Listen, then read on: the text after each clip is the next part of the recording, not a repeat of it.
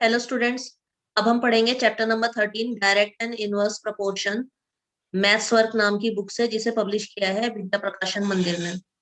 इस चैप्टर में हम सीखेंगे डायरेक्ट प्रोपोर्शन और इनवर्स प्रोपोर्शन के बारे में। हमें रेशो प्रोपोर्शन का बेसिक कंसेप्ट पता है, यूनिटरी मेथड के भी बारे में पता है। यहाँ हम इस चैप्टर में ये देखेंगे कि कैसे कंसेप्ट ऑफ वेरिएशन डेवलप होता है इन रेशो प्रोपोर्शन और यूनिटरी मेथड के द्वारा। The term variation means a change in one variable due to a change in another related variable. Variation मतलब changes। changes कब आते हैं? जब एक वेरिएबल अगर चेंज होता है तो दूसरे पे भी इफेक्ट पड़ता है, दूसरा वेरिएबल भी क्या होता है, चेंज हो जाता है। Observe the following statement, cost increases as the number of article increases. जैसे ही number of article product increase होता है वैसे ही कॉस्ट भी इंक्रीज हो जाता है। Weight of the book increases with the increase in the number of the books. Change in one quantity leads to the change in another quantity. The two quantity may be related to each other in two ways. दोनों quantity एक दूसरे से दो veg में connected होती है। पहला क्या है, बोथ द क्वांटिटीज इंक्रीज और डिक्रीज टुगेदर। दोनों एक साथ या तो इंक्रीज होंगी या फिर बढ़ेंगी या फिर घटेंगी, डिक्रीज होंगी। और दूसरे तरीके से कैसे कनेक्ट होती है, जहां पे एक क्वांटिटी इंक्रीज होती है तो दूसरी डिक्रीज हो जाती है, दूसरी अगर डिक्रीज होती है तो एक क्या होती है, इंक्रीज होती है। सो ये दो टाइप के प्रोपोर्शन है या फिर चेंजेस है। पहला है हमारा डायरेक्ट प्रोपोर्शन। अगर 1 केजी एप्पल का कॉस्ट है 50 रुपए, तो 2 किलो एप्पल का, 2 केजी एप्पल का कॉस्ट कितना हो जाएगा, 100 रुपीज। तो यहाँ पे हम देख रहे हैं कि जब क्वांटिटी इंक्रीज हो रही है तो कॉस्ट भी इंक्रीज हो रहा है। यहाँ पे एक टेबल गिवन है, क्वांटिटी ऑफ एप्पल गिवन है इन केजीज। वन जब क्वांटिटी 1 केजी थी तो कॉस्ट क्या था, कॉस्ट गिवन है वाई में, कॉस्ट क्या था 50।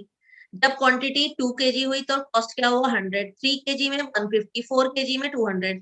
तो हम देख रहे हैं कि जैसे जैसे क्वांटिटी इंक्रीज हो रही है वैसे वैसे ही कॉस्ट भी इंक्रीज हो रही है। तो हमने देखा कि एक्स अपॉन वाई को जब हम करते हैं, एक्स अपॉन वाई 1/50, 2/100, 3/150, 4/200, तो यहाँ पे इनका रेशियो एक ही आ रहा है, दैट इज 1/50। इस टेबल से हमें क्या पता चलता है, that the cost increases as the quantity of apple increases, cost decreases as the quantity of apple decreases. अगर आप क्वांटिटी डिक्रीज करोगे तो कॉस्ट भी डिक्रीज हो जाएगी। X upon Y direct proportion में क्या कहलाता है, कांस्टेंट। एक रेशियो होगा जो कांस्टेंट कहलाता है और उसको क्या बोलते हैं, के कहते हैं। This is problem number 1। If A and be very directly, मतलब डायरेक्ट प्रोपोर्शन है, देन कंप्लीट द टेबल। ए की वैल्यू है, ये ए गिवन है, और ये मिसिंग वैल्यू है A1, A2, B1, और ये B गिवन है। They are in direct proportion. X upon Y is equal to, तो हमारा रेशियो क्या होगा, एक्स अपॉन वाई, जो कि कांस्टेंट होगा फॉर ऑल द केसेस।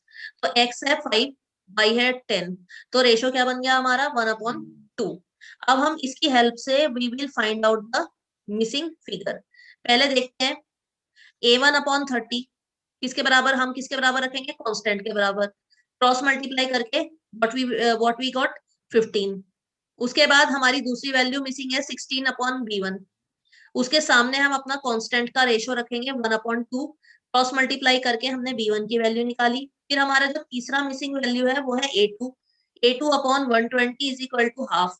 तो हमने मिसिंग वैल्यू क्या, उसे कैलकुलेट करके हमने वैल्यू क्या निकाली है, 60। सो हेयर वी गॉट हमारे तीनों missing value, A1 15, B1 32 and A2 is 60। अब इससे रिलेटेड यहाँ पे कुछ प्रॉब्लम्स गिवन है, एक्सरसाइज गिवन है जो आप सॉल्व कर सकते हैं आसानी से। अब हम सेकंड टॉपिक पे आते हैं, दैट इज इनवर्स प्रोपोर्शन। अब देखते हैं इनवर्स प्रोपोर्शन क्या है। इनवर्स प्रोपोर्शन में अगर एक क्वांटिटी बढ़ रही है तो दूसरी क्वांटिटी क्या हो रही है, डिक्रीज हो रही है। यहाँ देखेंगे इस टेबल पे, नंबर ऑफ मेन क्या है, 3, 4, 6, 9, 12, 18, 36। अब है वो एक काम कितने दिन में खत्म कर सकते हैं। जब नंबर ऑफ मैन 3 है तो वो काम खत्म कर रहे हैं 12। नंबर ऑफ मैन 3 से इंक्रीज होकर 4 हुई तो नंबर ऑफ डेज घट गए 12 से 9।